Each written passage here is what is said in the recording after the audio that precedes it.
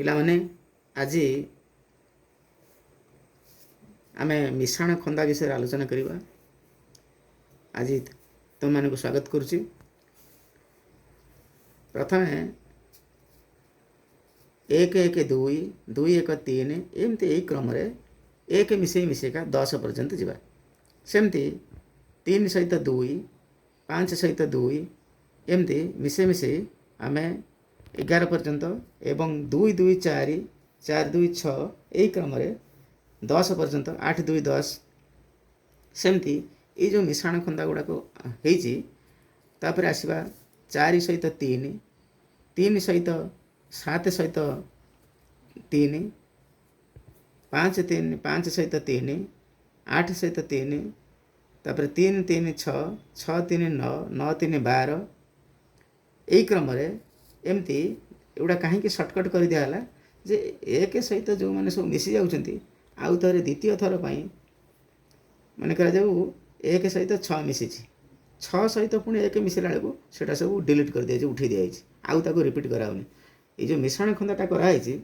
ତାପରେ ଆସିବା ଆମେ ଯିବା 5 4 9 9 4 13 6 4 10 7 4 11 4 4 8 8 4 12 ତାପରେ ଆସିବା 6 5 11 7 5 12 8 5 13 9 5 14 5 5 10 7 6 13 8 6 14 9 6 15 6 6 12 8 7 15 9 7 16 7 7 14 9 8 17 8 8 16 10 9 19 9 9 18 10 10 20 ଏଇଟା ହେଲା ମିଶାଣ ଖନ୍ଦାର ସବୁଠାରୁ ସର୍ଟକଟ୍ ମେଥଡ଼।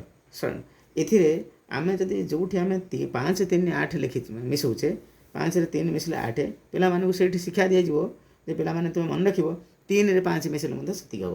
ତେଣୁ 5 3 8 ଯେତେବେଳେ କୁହାଯିବ ସେତେବେଳେ 3 5 8 ସେ କଥା ମନେ ପକାଇଦେଲେ ହେଇଯିବ। ସେମିତି 7 4 11 4 7 11 ଯେତେବେଳେ 7 4 କଥା କୁହାଯିବ ସେତେବେଳେ 4 7 କଥା ମନେ ପକାଇଲେ ସେଇଟା ଆସିବ। ଏଗୁଡ଼ାକ ଏତିକି ବହୁତ କମ୍ ସଂକ୍ଷିପ୍ତ କରାହେଇଛି। ଏ ସଂକ୍ଷିପ୍ତ ତାଲିକାକୁ ଏତିକି ମନେ ରଖିଦେଲେ ଧୀରେ ଧୀରେ ବଡ଼ ବଡ଼ ମିଶାଣ ମଧ୍ୟ ହେଇଯିବ।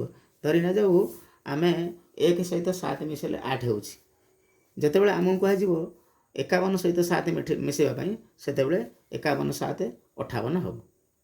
ସେମିତି 7 4 11 ଯେତେବେଳେ କୁହାଯିବ 57 ସହିତ 4 ମିଶାଇବା ପାଇଁ 4 ମିଶାଇଲେ ତାପରେ 61 ଆସିବ।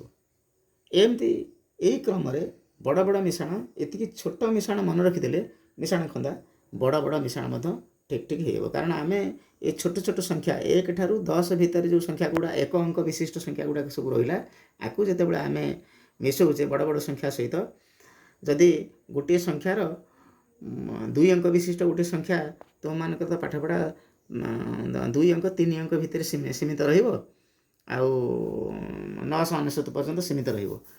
ଆଉ ତାପରେ ଯଦି ବଡ଼ ବଡ଼ ସଂଖ୍ୟା ଆସିବ, ତାପରେ ସବୁବେଳେ ଆମେ 1 ଅଙ୍କ ବିଶିଷ୍ଟ ସଂଖ୍ୟାକୁ ଯେତେବେଳେ ମିଶାଉଥିବା ସେତେବେଳେ ଛୋଟ ପିଲା ତୁମମାନଙ୍କ ପାଇଁ ଏଇ ଖନ୍ଦାଟା ଯଥେଷ୍ଟ ହେବ।